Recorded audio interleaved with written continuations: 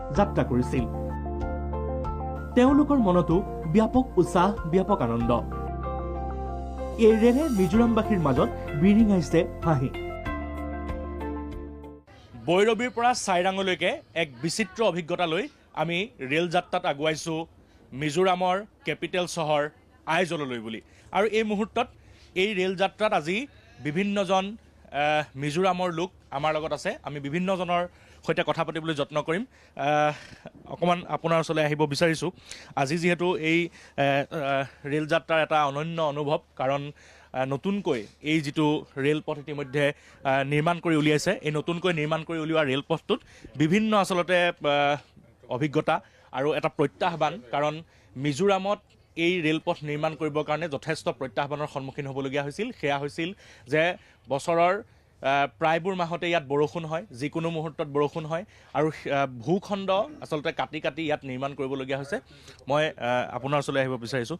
क्या बोलना चाहेंगे आज जो न्यू रेल ट्रैक हो रहा है भैरवी टू साइरांग, आप मिजोरम से आप क्या बोलना चाहेंगे आज? मिजोरम में तब ट्रेन आएगा तो इकोनॉमिकली बेनिफिट होगा, और क्या है एम्प्लॉयमेंट भी होगा, और उसके बाद में क्या है ट्रांसपोर्टेशन तो इजी, बहुत इजी होगा, और उसके बाद में क्या है टूरिज्म, क्या है स्टेट में, हर स्टेट में क्या बेनिफिट है, मतलब कि टूरिस्ट ज़्यादा से ज़्यादा टूरिस्ट आएगा तो डेवलपमेंट भी होगा, और क्या है फाइनेंशियल डेवलपमेंट भी होगा, फाइनेंशियल इंक्रीज भी होगा, और बड़ा भी होगा ना। तो इसलिए, और एम्प्लॉयमेंट तो क्या सारंग गांव में रेल पहुंचा है, स्टेशन है, और हम लोग का यूथ के लिए क्या है एम्प्लॉयमेंट भी होगा, और कुछ फ़ायदा होगा। और गुवाहाटी जाने के लिए 12 आवर टाइम लगेगा, इसलिए तो क्या बोलना चाहेंगे? गुवाहाटी पहुंचने के लिए 12 घंटा लगेगा तो क्या है, लेकिन राजधानी तब आएगा तो 12 आवर का पहले में वो पहुंच जाएगा। ये पूरा मिजोरम के लिए अच्छा खबर है। हाँ, क्योंकि मिजोरम तो क्या है टूरिस्ट अट्रैक्शन है बहुत, और क्या है हर जगह में वो मिजोरम तो माउंटेन है, मतलब कि पहाड़ है, और फॉरेस्ट तो 80% फॉरेस्ट है, इसलिए टूरिस्ट भी अट्रैक्शन पोटेंशियल बहुत है। बेसिकली क्या क्या है जिम के?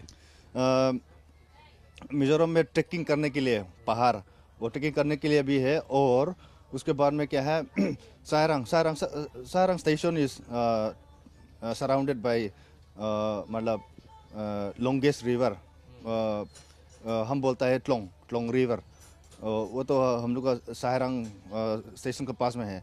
और बाहर दूसरा जगह में माउंटेन ट्रैकिंग करने के लिए, वो कैंपिंग करने के लिए, और क्या बोलते हैं स्विमिंग करने के लिए भी टूरिस्ट अट्रैक्शन तो बहुत अच्छा है। नॉर्थ ईस्ट का दूसरा स्टेट के साथ कनेक्शन कैसा होता है? नॉर्थ ईस्ट तो तब ट्रेन आता है, तब ऑल नॉर्थ ईस्ट भी कनेक्टिंग बहुत इजी है। वो पहले में तो बाय रोड से जाता है, लेकिन अभी तो ट्रेन तब आएगा तो वेरी आसानी होगा।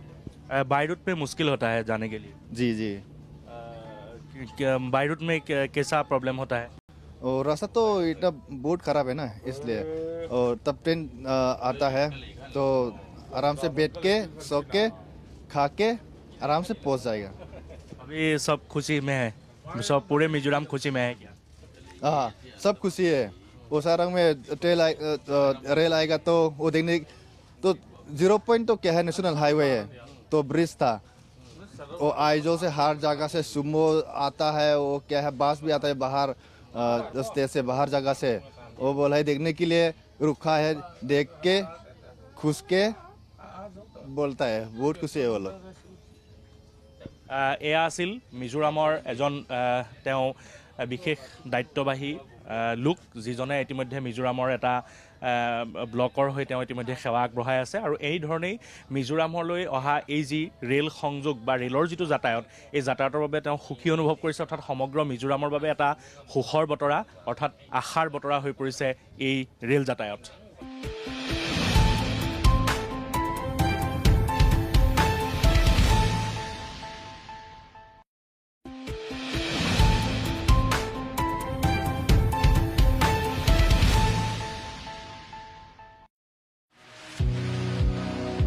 সম্পূৰ্ণ হৈ উঠিল বৈৰৱী চাইৰাং ৰেলপথ সমগ্ৰ উত্তৰ পূৰ্বাঞ্চলৰ বাবে এই ৰেলপথে আনিছে আশা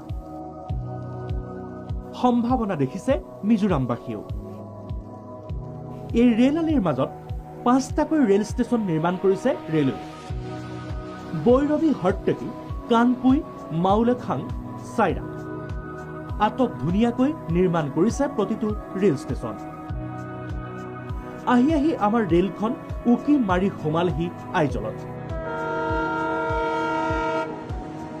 আইজলৰ চাইৰাঙতে ৰেল বিভাগে কষ্টসাধ্য সেতুখন নিৰ্মাণ কৰিছে কুতুব মিনাৰতকৈও ওখ দলঙৰ ওপৰেৰে চলিল ৰেল মিজোৰামলৈ ৰেল সংযোগৰ ক্ষেত্ৰত ভাৰতীয় ৰেলে কি ধৰণে প্ৰত্যাহ্বানৰ সন্মুখীন হৈছিল তাৰ যিখন বাস্তৱ ছবি এই মুহূৰ্তত আমি দেখুৱাম চাইৰাঙৰ পৰা এই চাইৰাঙতেই তেওঁলোকৰ যিটো ৰেল যাত্ৰা এই ৰেল যাত্ৰাৰ সমাপ্ত হৈছে এই সমাপ্তিতেই নিৰ্মাণ কৰা এখন ব্ৰিজ যিখন ব্ৰিজ 196 নং এই ব্ৰিজখন বিশেষ আকৰ্ষণৰ কেন্দ্ৰবিন্দু হৈছে আৰু এই ব্ৰিজখনে কঢ়িয়াইছে ৰেল বিভাগৰ ইঞ্জিনিয়াৰিং সফলতা আৰু এই মুহূৰ্তত সতীৰ্থ প্ৰণৱ আৰু মই এই চাইৰাঙৰ যিখন ব্ৰিজ এই ব্ৰিজখনৰ সন্মুখত উপস্থিত আছো আপোনালোকে এই মুহূৰ্তত দেখিব মই দেখুৱাম এই ব্ৰিজখনৰ বিশেষত্ব কি এই বিশেষত্ব আমি আপোনালোকক দেখুৱাবলৈ যত্ন কৰিম যিমান দূৰৰ পৰা আপোনালোকে প্ৰথম এটা সুৰংগ যদি কেমেৰাই আৰম্ভ কৰে সেই